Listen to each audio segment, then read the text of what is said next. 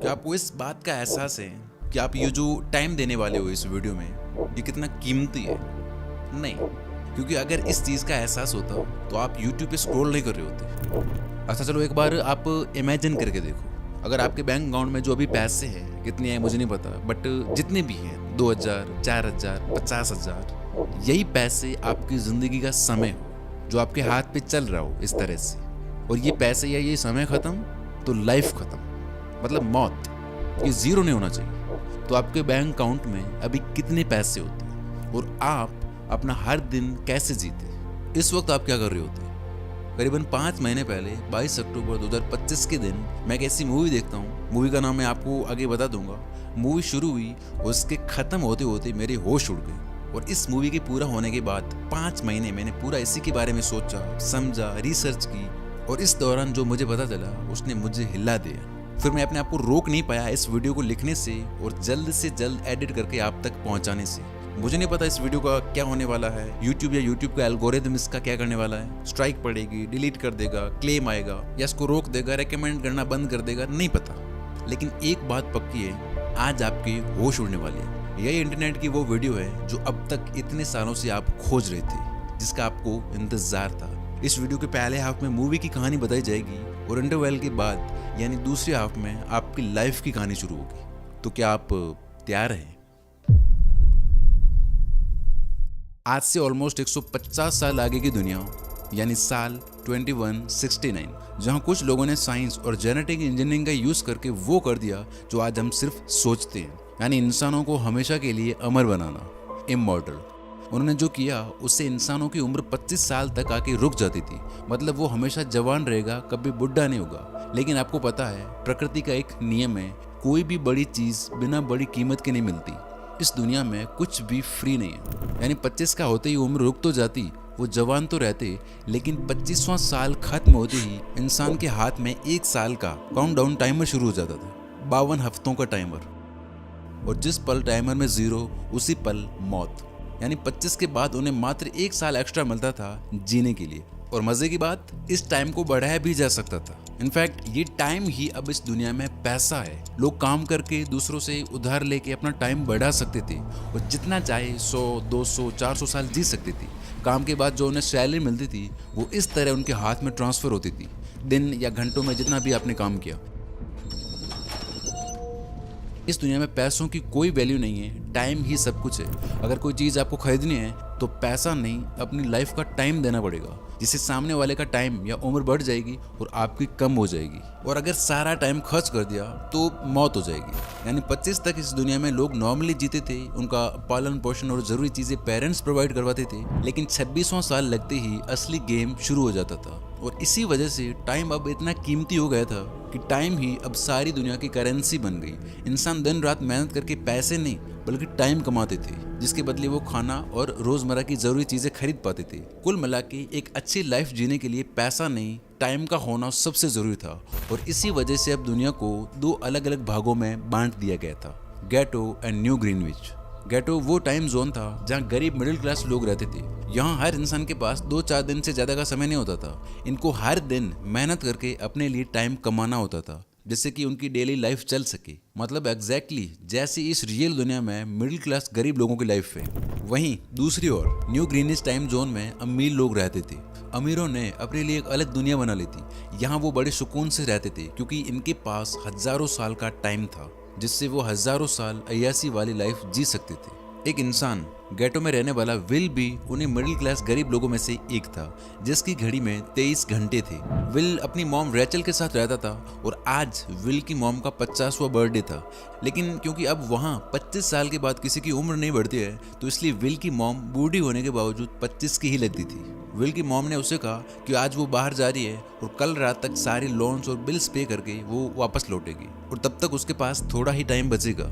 Will की mom के पास 3 दिन का ही टाइम था, इसलिए उसने विल को बस स्टॉप पर मौजूद रहने को कहा ताकि सारा टाइम खत्म होने से पहले वो विल से टाइम ले सके। तो विल कहता है डोंट वरी, मैं समय पर पहुंच जाऊंगा, फिर हम घर आके बर्थडे सेलिब्रेट करेंगे। जाने से पहले विल की मॉम ने उसे इस तरह 30 मिनट ट्रांसफर किए ताकि विल अच्छा नाश्ता खरीद कर खा सके। इसके बाद दोनों अपने अपने काम पे निकल गए। तो विल फैक्ट्री पहुंच गया। काम शुरू करने से पहले वो और उसका दोस्त कॉफी लेने आते हैं, लेकिन वहां उन्हें पता चलता है कि पहले जो कॉफी 3 मिनट की मिलती थी अब वो 4 मिनट की मिल रही थी। यहाँ पे अमीर लोगों के इशारों पे कभी भी चीजों के दाम बिना अनाउंसमेंट के बढ़ा दिए जाते हैं। ये उनको अच्छा नहीं लगता है, लेकिन मजबूरी में वो 4 मिनट देके कॉफी ले लेते हैं। जैसे ही वो काम पे आते हैं, यहाँ हमें दिखता है कि एक आदमी जिसका टाइम खत्म हो चुका था और वो मर गया था। दिन भर काम के बाद रात के वक्त विल एक बार में आता है जहाँ उसका जिगरी दोस्त बोरेल था जो बहुत ज्यादा दारू पीता था। विल उसे ले जाने आया था क्योंकि घर पे उसकी पत्नी उसके लिए परेशान हो रही थी।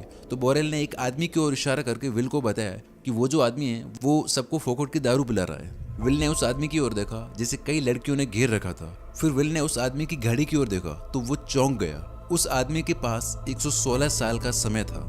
ये देख के विल समझ जाता है कि ये आदमी ग्रीनविच सिटी से है, क्योंकि गेटों में लोगों के पास ज्यादा से ज्यादा 2-3 दिन का ही समय होता था। विल फौरन उस आदमी के पास आया और उसे वार्निंग देने लगा कि भाई यहाँ तुम्हें चोर लुटेरों का खतरा है जो तुम्हारा सारा टाइम छीन लेंगे, तुम्हें यहाँ से इसी वक्त निकल जाना चाहिए। लेकिन वो विल की बातों को सीरियसली नहीं लेता, इग्नोर करता है। कुछ टाइम बाद उस बार में फोर्टिस नाम का एक गैंगस्टर अपने गुंडों के साथ आता है जो शहर के सबसे बड़े गुंडे हैं जो लोगों से टाइम लूटते हैं। फोर्टिस को इसी अमीर इंसान की खबर किसी ने दी थी, इसलिए वो उसका सारा टाइम लूटने आया था। विल फोर्टिस के गुंडों को चकमा देके किसी तरह से उस अमीर आदमी को लेकर बाहर से भाग निकला और एक सुरक्षित जगह पे ले आया। फिर विल ने उसे कहा कि मैंने तुम्हें वार्निंग भी दी थी कि तुम्हें यहाँ खतरा है, फिर तुम जानबूझ के वहाँ पे क्यों रुके और तुम यहाँ गेटों में क्या कर रहे हो, दिखावा करने आए हो कि मेरे पास कितना टाइम है। इस पर हैमिल्टन मुस्कुराया। इस अमीर आदमी का नाम हैमिल्टन था। उसने विल से पूछा तुम्हारी उम्र कितनी है।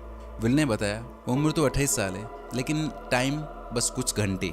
हैमिल्टन ने कहा मेरी उम्र 105 साल है, इतना मैं जी चुका हूँ, लेकिन अब भी मेरे पास 116 साल और है। मैंने लाइफ में हर चीज़ का मज़ा लिया है और अब मैं इस ज़िंदगी से थक चुका हूँ, मैं और जीना नहीं चाहता। ऐसी ज़िंदगी का भी क्या मतलब जो गरीब मजबूर लोगों की मौत से मिली हो।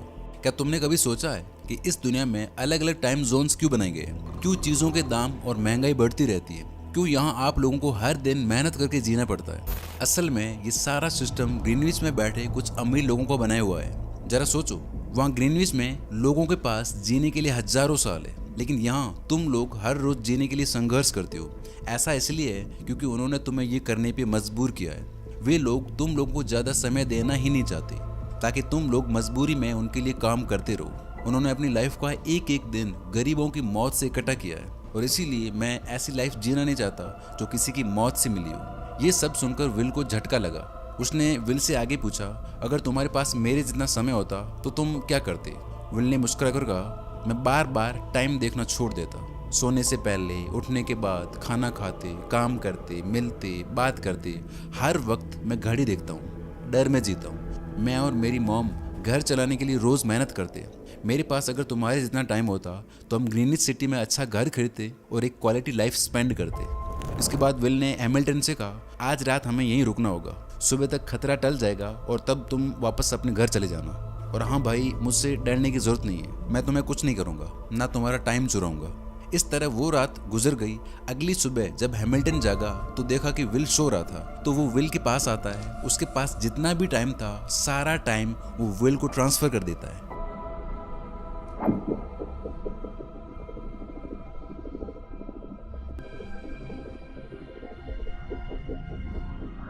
बस अपने पास कुछ मिनट बचाकर वहां से चला जाता है। जब विल नींद से जागा तो उसने देखा हैमिल्टन वहां नहीं था। तभी विल ने अपनी घड़ी में नजर डाली। विल की घड़ी में अब 116 साल हो चुके थे। वो इतना सारा टाइम देख के शॉक रह गया। पहले तो उसे लगा कि वो कोई सपना देख रहा है, लेकिन फिर वो समझ जाता है कि हैमिल्टन ने अपना सारा समय उसको दे दिया था। फिर उसने देखा वहां पे लिखा था डोंट वेस्ट माई टाइम, मेरा समय बर्बाद मत करना। तभी विल ने उसको दूर एक ब्रिज के छोर पे बैठे देखा। विल फौरन हैमिल्टन की ओर भागा, लेकिन देर हो चुकी थी। उसके पहुंचने से पहले ही उसकी घड़ी का समय 0 हो गया और वो एक झटके से मर के ब्रिज से नीचे गिर गया। विल को उसकी मौत का अफसोस हुआ, लेकिन साथ ही इस बात का एहसास हुआ कि अब उसके पास 116 साल है और अब अगर वो यहाँ पे रुका तो पुलिस समझेगी कि हैमिल्टन को इसी ने मारा है। और तो और वो उसी वक्त कैमरा में भी आ गया था। विल वहाँ से निकल लेता है और सीधा अपने दोस्त बोरेल के पास आता है। उसने बोरेल को सारी कहानी बताई और अपनी घड़ी का समय दिखाया। घड़ी में 116 साल देख के बोरेल भी चौंक गया। विल ने दोस्ती के नाते बोरेल को 10 साल दिए, जिससे बोरेल की आंखें नम हो गई और उसने उससे शुक्रिया कहा और कहा कि इतने सारे समय के साथ तुम्हारा यहाँ गेटो में रहना सुरक्षित नहीं है, तुम्हें कोई भी मार सकता है। विल कहता है, हाँ, अब मैं अपने सपने पूरे करूंगा। मैं अपनी मॉम के साथ न्यू ग्रीनिच जाऊंगा, जहां हम एक सेफ लाइफ जिएंगे। विल बोरेल को गुड बाय कहकर वहां से निकल जाता है और उस बस स्टैंड जाता है जहां 2 दिन पहले उसकी मॉम ने उसे वेट करने को बोला था। उसी रात विल की मॉम घर लौटने के लिए बस में चढ़ी, पर तभी उसे ये जानकर झटका लगता है कि बस की टिकट्स के दाम भी दुगुने हो गए। पहले जहां टिकट 1 घंटे में आती थी, वहीं अब ये प्राइस 2 घंटे हो गया था और रेचल के पास केवल 1.5 घंटा बचा था। रेचल ने उस बस ड्राइवर से काफ़ी रिक्वेस्ट की कि अगले स्टॉप पे उसका बेटा है जो उसका वेट कर रहा है, जो बाकी के टाइम दे देगा, लेकिन बस ड्राइवर ने साफ कह दिया कि ये उसकी पॉलिसी के खिलाफ है। उस वक्त उस बस में ढेर सारे पैसेंजर सवार थे, पर किसी ने भी रेचल की मदद नहीं की। इतने में बस वहाँ से निकल जाती है। रेचल के पास ज़्यादा टाइम नहीं बचा था, इसलिए वो दौड़ती हुई ही घर की तरफ भागने लगी। विल अपनी मॉम के लिए फूलों का गुलदस्ता लिए बस स्टॉप पर उनका इंतजार कर रहा था। आज बर्थडे भी सेलिब्रेट करना था। बस आती है और बस में अपनी मॉम रेचल को ना पाकर विल परेशान होता है। उसे समझ आ गया था कि उसकी मॉम मुसीबत में है। वो उसी वक्त अपनी मॉम की तलाश में भागा। उधर रेचल के पास अब केवल कुछ मिनट ही बचे थे। वो रास्ते में घरों का दरवाजा पीट पीट कर उनसे थोड़ा समय उधार मांग रही थी, लेकिन कोई भी उसकी मदद नहीं कर रहा था, और करेगा भी क्यों। वहाँ सब लोग मिडिल क्लास गरीब लोग थे। उनका एक एक मिनट कीमती था, उनका टाइम ही उनकी लाइफ था। तो इस तरह विल जब कुछ दूर गया तो उसे उसकी मॉम नजर आ गई। अपनी मॉम को भागते हुए देख वो समझ आता है कि उनके पास ज्यादा समय नहीं है। वो अपना हाथ आगे कर पूरी तेजी से उनकी ओर भागा ताकि टाइम ट्रांसफर कर पाए। इधर रेचल के पास केवल अब 10 सेकेंड्स ही रह गए थे। वो भी पूरी तेजी से विल की ओर भाग रही थी। दोनों ने पूरी जान लगा दी, लेकिन केवल 1 सेकेंड के फासले ने विल की मॉम को मौत की नींद सुला दिया।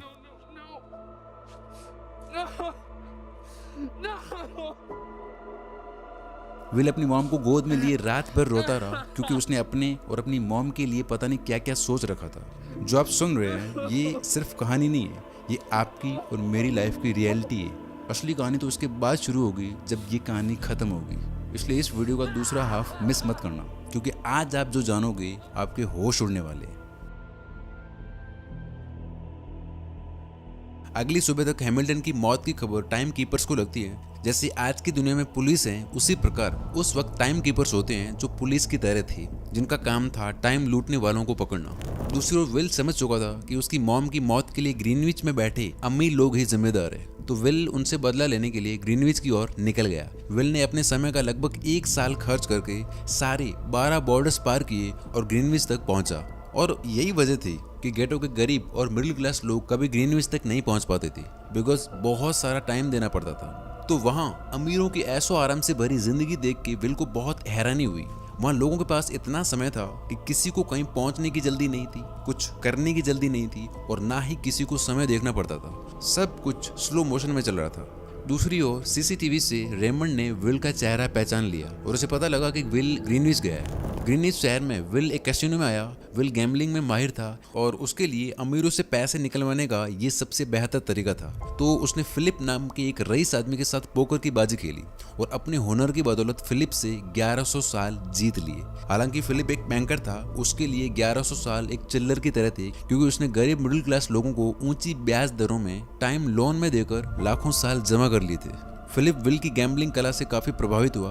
उसने विल को अपनी बेटी सिल्विया से मिलाया और सिल्विया को विल से मिलकर काफी अच्छा लगा, और इसी वजह से उसने विल को अपने घर पार्टी में इनवाइट किया। अब क्योंकि विल के पास हजारों साल थे, तो विल ने 59 साल देकर एक नई कार खरीदी और अगली शाम को फिलिप की पार्टी में पहुंचा। तभी टाइम कीपर रेमंड अपनी टीम के साथ वहां पहुंच जाता है और विल को पकड़ लेता है। विल ने उसे काफी समझाया कि उसने हैमिल्टन को नहीं मारा है, उसने खुद सुसाइड की है, लेकिन वो नहीं माने। उसने पहले तो विल का सारा समय जब्त कर लिया और केवल 2 घंटे दिए, और फिर वो विल को गिरफ्तार करने लगा। लेकिन तभी विल ने उनकी बंदूक लेकर सिल्विया को बंदी बना लिया और सिल्विया को ढाल बनाकर वो वहां से भाग निकला और गेटो आ गया। इसके बाद विल सिल्विया को लेकर फोन बूथ पे आया और उसने सिल्विया के पिता फिलिप को कॉल किया और बताया कि उसकी बेटी अब तक सही सलामत है। विल ने सिल्विया को छोड़ने के बदले 1000 साल की फिरौती मांगी और कहा कि कल सुबह तक टाइम बैंक के जरिए वो 1000 साल गरीब लोगों में बांट दी जाए। ये वही टाइम बैंक थे जहाँ से गरीब लोग अपनी जान बचाने के लिए हाई इंटरेस्ट रेट्स पे टाइम लोन लेते थे और उसे चुकाने के लिए जिंदगी भर काम करते थे। हालांकि फिलिप के लिए ये रकम कुछ भी नहीं थी, पर फिलिप किसी भी कीमत पर गरीबों को समय बांटना नहीं चाहता था, क्योंकि उनको अगर समय बांट दिया तो वो काम करना बंद कर देंगे, टाइम लोन लेना बंद कर देंगे, तो फिर वो टाइम कैसे कमाएगा। उधर विल और सिल्विया उसके घर पे थे। इसी दौरान सिल्विया ने विल से पूछा कि उसकी फैमिली कहाँ है, तो विल ने बताया कि 2-3 दिन पहले समय की कमी के कारण उसकी मॉम की मौत हो गई। ये सुनकर उसको झटका लगा। उसे पता चला कि यहाँ गरीब लोग पल पल मौत के खौफ में जीते हैं। उसे इस बात का एहसास हुआ कि उसके पिता बिजनेसमैन नहीं बल्कि एक बुरे इंसान है, जो गरीब लोगों की मौत से अपनी जिंदगी के साल जमा करते हैं। अब वो भी गरीबों को उनका हक दिलाने में विल के साथ थी। बस फिर क्या था, विल और सिल्विया ने मिलकर अमीरों को लूटना शुरू कर दिया। उन्होंने मिलकर सिल्विया के ही पिता फिलिप के कई सारे बैंक्स में डाका डाला और उस समय को गरीबों में बांटना शुरू कर दिया, क्योंकि फिलिप ने गरीबों से ही वो सारा समय इकट्ठा किया था। रेमंड ने विल और सिल्विया के सिर पे 10 साल का इनाम रख दिया था। जो भी उन्हें पकड़ने में हेल्प करेगा उसे 10 साल दिए जाएंगे। लेकिन फिर उन्हें पता चलता है कि अमीरों ने महंगाई की दर को कई गुना बढ़ा दिया। उन्होंने गरीबों में जितना भी समय बांटा था उन सब की वैल्यू अब कुछ भी नहीं थी। ये देखकर विल हारा हुआ महसूस करने लगा। उसने सिल्विया से कहा कि अब सब खत्म हो चुका है, अगर वे लोगों में और हजारों साल भी बांट दे तो भी कोई फायदा नहीं। अमीर लोग महंगाई को और ज्यादा बढ़ा देंगे और टाइम बैंक्स में बस कुछ हजार साल ही होते हैं, उनसे कोई फर्क नहीं आने वाला। अगर हमारे पास लाखों साल हो तभी हम महंगाई को मात दे सकते हैं और अमीरों की बराबरी कर सकते हैं। हालांकि ये नामुमकिन था, पर सिल्विया ने इसके लिए भी एक प्लान सोच के रखा था। अगली ही सुबह जब फिलिप अपनी बॉडीगार्ड्स के साथ अपनी ऑफिस पहुंचा, तभी सिल्विया पीछे से वहां आई और उसने अपने पिता से कहा कि वो सरेंडर करना चाहती है, और विल वहीं आसपास छुपा हुआ था। इसी डिस्ट्रैक्शन के बीच विल पीछे से आके फिलिप के सर पर गन तान देता और वो दोनों उसे उसके पर्सनल लॉकर तक ले गए, जहाँ एक टाइम कैप्सूल था जिसमें फिलिप ने अपने लिए 10 लाख साल इकट्ठे कर रखे थे। उस टाइम कैप्सूल का एक साल गरीबों से आया था। विल और सिल्विया उसी टाइम कैप्सूल को लेकर वहां से भाग निकली। उधर रेमंड को जब ये बात पता चली तो वो उनके पीछे लग गया, क्योंकि अगर वो 10 लाख साल गरीबों को मिल जाते तो गेटो टाइम जोन का हर एक इंसान अमर हो जाता और अमीरों को बनाया हुआ ये पूरा सिस्टम तहस नहस हो जाता। रेमंड ने विल और सिल्विया को पकड़ने के लिए अपनी पूरी जी जान लगा दी, लेकिन वो उन्हें रोक नहीं पाया। विल और सिल्विया रेमंड को चकमा देके गेटो आ गए और वो टाइम कैप्सूल किसी को देकर वहां से निकल गए। उधर उस टाइम कैप्सूल में मौजूद लाखों सालों को बांटकर गेटो के लोग अमर होते जा रहे थे, जिसकी रेमंड को कोई खबर नहीं थी, क्योंकि वो विल और सिल्विया के पीछे लगा हुआ था। थोड़े ही टाइम में उस टाइम कैप्सूल से गेटो शहर के हर आदमी के पास कई साल हो गए। अब उन्हें एक घंटा कमाने के लिए फैक्ट्रीज में काम करने की जरूरत नहीं थी। वे सभी अपने सपनों को पूरा करने के लिए ग्रीनविच शहर की ओर निकल पड़े। Citizens are crossing zones, seen here entering New Greenwich. While authorities claim they have the situation under control, others fear the system may be headed for collapse. We'll continue to update you on this developing story. वहीं will और Sylvia अभी भी अमीरों को लूट रहे थे, जब तक अमीर और गरीब बराबर नहीं हो जाते। इसी के साथ ये मूवी यहीं समाप्त हो जाती है, लेकिन इस रियल दुनिया की कहानी अभी बाकी है, तो तैयार हो जाइए। पॉइंट नंबर 1, सिस्टम स्कैरसिटी बनाता है। हैमिल्टन ने जो विल से पूछा था, सेम वही चीज़ मैं आपसे पूछता हूँ। क्या तुमने कभी सोचा है कि इस दुनिया में अमीर और गरीब लोग क्यों हैं? क्यों चीज़ों के प्राइसेस और महंगाई बढ़ती रहती है? क्यों आप हर दिन पूरी लाइफ पैसे के लिए काम करोगे फिर भी एक एवरेज लाइफ जी के मरोगे? आप जो रूल्स फॉलो कर रहे हो वो किसने बनाए? आप उन्हें क्यों फॉलो कर रहे हो? फर्स्ट ऑफ ऑल आपको नहीं पता, राइट? आपको लगता है कि यार सब नॉर्मल है, लेकिन कुछ भी नॉर्मल नहीं है। सच ये है कि आप एक सिस्टम का पार्ट हो। गेटो में लोग हमेशा भाग रहे थे, पैनिक में जी रहे थे। वो अमीरों जैसी लाइफ का सोच भी नहीं सकते थे। उन्हें कोई आइडिया ही नहीं था कि चल क्या रहा है। क्यों? क्योंकि उनके पास टाइम ही नहीं था। उन्हें सोचने का भी टाइम नहीं मिलता था। और रियल वर्ल्ड में भी यही है। लोगों को पैसा कमाने में, काम करने में, रूल्स फॉलो करने में इतना बिजी रखो कि उन्हें सच जानने का टाइम ही ना मिले। जानबूझ के हमें इतना दिया जाता है कि हम बस सर्वाइव कर सकें, और इसी वजह से लोग इस रेस में फंस जाते हैं, बिना रुके लगे रहते हैं जिंदगी भर। और एक टाइम के बाद ये सच बन जाता है कि भाई यही जिंदगी है। लेकिन सच ये है मेरे भाई कि this is not life, it is a trap. क्योंकि आज और अभी इस पृथ्वी पे इतनी वेल्थ है, इतना पैसा है कि हर कोई इंसान एक क्वालिटी वाली कंफर्टेबल लाइफ जी सकता है। आपको कोई काम करने की जरूरत नहीं पड़ेगी। अपने लाइफ के कई साल किसी एग्जाम की तैयारी में लगाने की जरूरत नहीं है। धक्के खाते हुए परेशानियों से भरी लाइफ जीने की जरूरत नहीं है। लेकिन सिस्टम ऐसा बना है कि हर कोई इससे फ्री नहीं हो सकता। अभी सुनने में आपको ये फिल्मी बातें लग रही होगी, लेकिन ये एक कड़वी सच्चाई है। तुम एक गुलाम हो। सभी की तरह तुम एक कैद में पैदा हुए हो, जिसे ना तुम देख सकते हो और ना छू सकते हो। आप ही बताओ, ऐसा कैसे हो सकता है कि 90% लोग एक जैसी ही सेम लाइफ जी के मर जाते हैं? कैसे ऐसा हो सकता है कि कुछ लोगों के पास मिलियंस एंड बिलियंस डॉलर पड़े हैं जो किसी काम के नहीं है? कुछ 1% पैसा वो काम में लेता है एक कंफर्टेबल लाइफ जीने में, बाकी पैसा बस ऐसे ही पड़ा है और उस बाकी पैसे का बस काम इतना है कि वो बस बढ़ रहा है, पैसे से पैसा बन रहा है बस। जबकि दूसरी ओर 90% जनता को बस लाइफ चलाने के लिए, अपनी बेसिक जरूरतें पूरा करने के लिए भी हर दिन पूरी लाइफ काम करना पड़ता है। समझ लो इस बात को, सिर्फ रोटी कपड़ा मकान के लिए जिंदगी भर काम करना ये नॉर्मल नहीं है, ये कोई कोइंसिडेंस नहीं है। मैट्रिक्स या ये सिस्टम डिजाइन ही इस तरह से है। इस सिस्टम में काम करने वाले हर इंसान को लगता है कि वो एक दिन अमीर बन जाएगा। सच बताओ, क्या आपको नहीं लगता? नहीं लगता कि ये हो जाएगा तो ऐसा हो जाएगा, वैसा हो जाएगा, मजा आ जाएगा, लाइफ सेट हो जाएगी? अब कड़वा सच बोलूं, इसी झूठी उम्मीद के दम पर ये सिस्टम चलता है। हर इंसान इसी उम्मीद में मेहनत करता रहता है कि वो एक दिन फ्री हो जाएगा। साफ साफ दिख रहा है कि नहीं होने वाला, कोई नहीं दिख रहा आसपास, लेकिन फिर भी उसको ये लगता है कि नहीं, शायद मैं एक्सेप्शन हूँ, मैं अपवाद हूँ। क्यों? क्योंकि सिस्टम हमें ये टाइम टू टाइम झूठी उम्मीद देता रहता है कि भाई तू ही है वो एक्सेप्शन, तू ही है, लगा रहे बस। इसी वजह से एक आम आदमी अपनी पूरी जिंदगी सिस्टम के लिए काम करते हुए निकाल देता है। पॉइंट नंबर 2, टाइम ही असली करेंसी है। क्या आपको पता है कि आप रोज काम पे क्यों जाते हो? अगर काम नहीं है तो कोई काम मिले या कोई जॉब मिले तो जॉब के लिए तैयारी कर रहे होंगे। सवाल है क्यों कर रहे हो? देखो, इस दुनिया में पहले काम जैसा कोई सिस्टम नहीं था। सब लोग अपनी लाइफ अपने अकॉर्डिंग जीते थे और बहुत खुशी से लाइफ स्पेंड करते थे। लेकिन फिर कुछ चालाक लोगों ने एक ऐसा सिस्टम लाया जिसमें मेजॉरिटी लोग स्लेव्स की तरह काम करें और वो उन्हें कंट्रोल करते रहे। धीरे धीरे पृथ्वी की पॉपुलेशन बढ़ी और ये सिस्टम वायरस की तरह फैल गया। आज इस पृथ्वी की 90% ऑफ द पॉपुलेशन स्लेव्स है। वरना आप खुद सोच के देखो, धरती पे हर इंसान को बराबर टाइम देके भेजा जाता है, सबको वही 24 घंटे मिलते हैं, लेकिन पैसे सबके पास बराबर क्यों नहीं है? क्वालिटी ऑफ लाइफ सबकी बराबर क्यों नहीं है? मेहनत करो, मेहनत करने वाले की कभी हार नहीं होती, ये सब बकवास बातें हैं। ये सो कॉल्ड मॉरल वैल्यूज भी सिस्टम की देन है। चीटिंग करना गलत बात है, झूठ बोलना पाप है, हमेशा सच बोलो, भगवान तेरी परीक्षा ले रहे हैं, मेहनत ही सफलता की चाबी है, एक दिन तेरा समय जरूर आएगा जो सैडली कभी नहीं आता। आप लोग भगवान की पूजा करते हो, मोरली सारे सच्चे काम करते हो, मेहनत करते हो, लेकिन इस सब के बावजूद भी क्या मिलता है? जिन पैसों के लिए तुम 1 साल मेहनत करते हो, उतने पैसे कुछ लोग घंटों में बना लेते हैं। सो तुम्हारे मेहनत करने का, टाइम वेस्ट करने का मतलब क्या रहा फिर? देखो, टाइम एक्चुअल में लाइफ है। आप पैसों के लिए जो काम कर रहे हो ये कोई नॉर्मल बात नहीं है। यानी अगर तुम कोई जॉब कर रहे हो, कुछ पैसा कमाने के लिए कोई काम कर रहे हो, तो आप अपना टाइम नहीं, अपनी जिंदगी बेच रहे हो। उतना अपनी लाइफ का भाग, उतना हिस्सा आप दे रहे हो। हर घंटे, हर दिन आप मौत के करीब जा रहे हो। बस आपके हाथ में टाइमर नहीं है जिससे आपको पता नहीं चलता। आपका टाइम ही आपकी लाइफ है, समझ रहे हो इस बात को? और धीरे धीरे ये लाइफ ही आपसे ली जा रही है और आपको फील ही नहीं होता। मैं इस बात को आपको अंदर तक हिट कराने की कोशिश करूंगा। देखो, आप यहाँ हमेशा के लिए नहीं हो। ऐसा होता ना कि आपकी एज 600-700 साल है, आप 1000 साल जिएंगे, तब तो कोई प्रॉब्लम ही नहीं होती कि 20-30 साल काम करने में दे दिए, कहीं वेस्ट कर दिए तो कोई बात नहीं। लेकिन आपके पास सिर्फ 60-70 साल की लाइफ है, यानी कुछ 25-26 हजार दिन। इसमें भी अगर तुम 20-25 साल जी चुके हो तो अब कुछ 15,000 दिन बाकी होंगे। फिर मरने वाले हो, होश में आओ।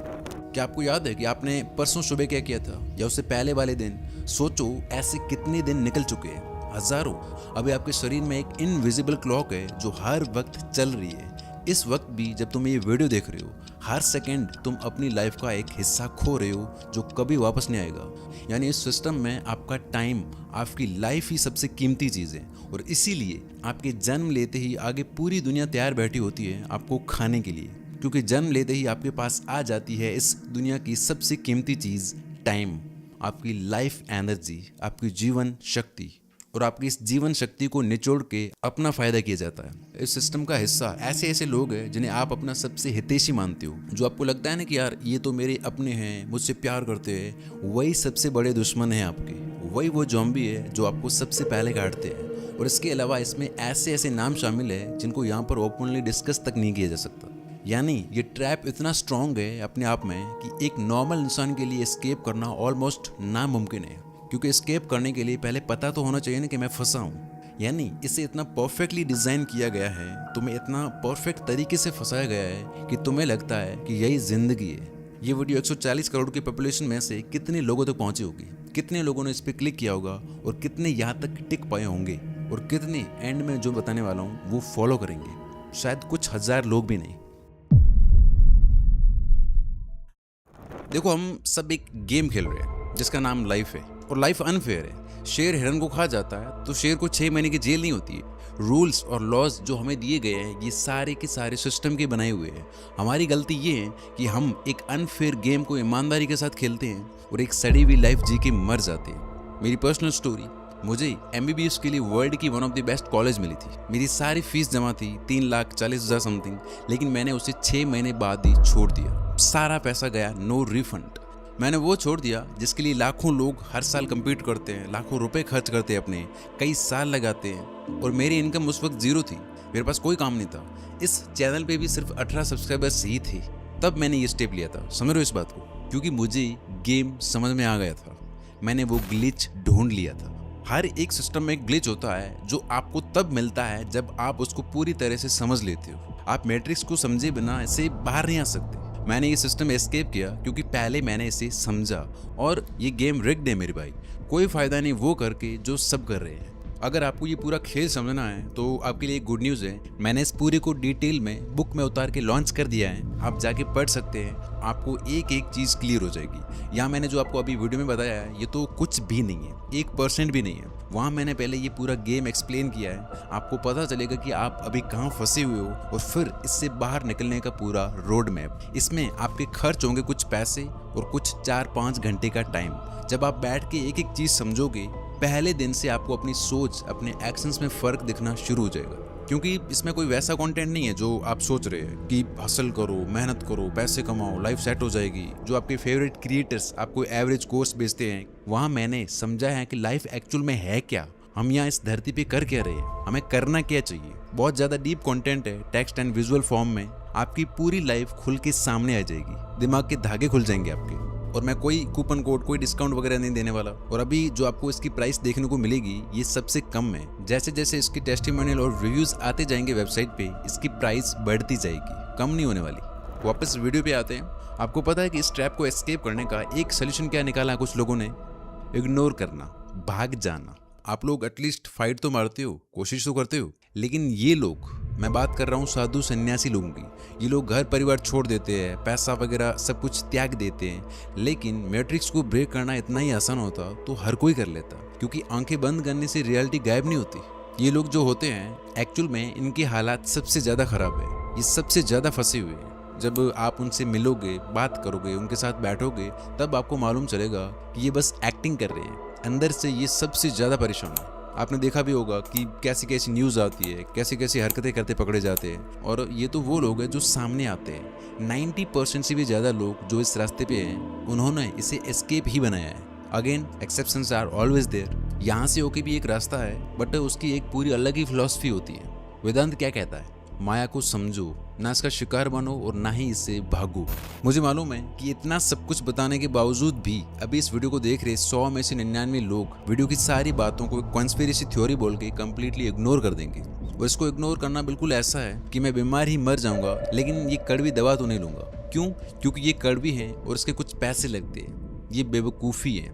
आप जो कुछ पैसे और 4 घंटे का टाइम दोगे इसे समझने में, वो आपकी लाइफ से ज़्यादा कीमती नहीं है। आपका टाइम, आपकी ज़िंदगी ही इस दुनिया में आपके पास मौजूद सबसे कीमती चीज़ है, और इसे ही थोड़ी थोड़ी करके खाया जा रहा है। अगर आपने कंट्रोल नहीं लिया तो एक दिन मौत सामने खड़ी होगी और फिर पछतावे के अलावा कुछ भी नहीं कर पाओगे। सैडली करोड़ों लोग एक झूठी लाइफ जी रहे हैं और करोड़ों लोग जी के मर चुके हैं। चांसेस आए कि आप भी इसका हिस्सा होंगे। आप लगे रहोगे, हर दिन मर मर के जियोगे, और फिर यही सिस्टम अपनी आने वाली जनरेशन को देके चले जाओगे, और ये साइकिल चलता रहेगा। या फिर चाहो तो आज और अभी से ये डिसीजन ले सकते हो कि आप अपनी जनरेशन का वो इंसान बनोगे जो अपनी आने वाली पुश्तों को इस वायरस से मुक्त कर देगा।